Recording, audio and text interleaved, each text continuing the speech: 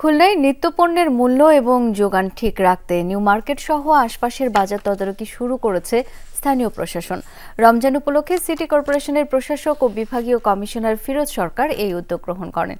তদারকিতে জিনিসপত্রের সরবরাহের বিষয়ে খোঁজ খবর নেন এবং দাম পর্যবেক্ষণ করেন। ভোজ্য তেলের যোগান ঠিক রাখতে জাতীয় ভোক্তা অধিকার কর্মকর্তাদের বিশেষ নির্দেশনা দেন তিনি। ইচ্ছাকৃতভাবে দাম না বাড়িয়ে সততার সাথে ব্যবসা করতে ব্যবসায়ীদের আহ্বানও জানান ফিরোজ সরকার। মোবাইল কোর্ট পরিচালনা করা অর্থ এই নয় যে শুধু জরিমানা করবে।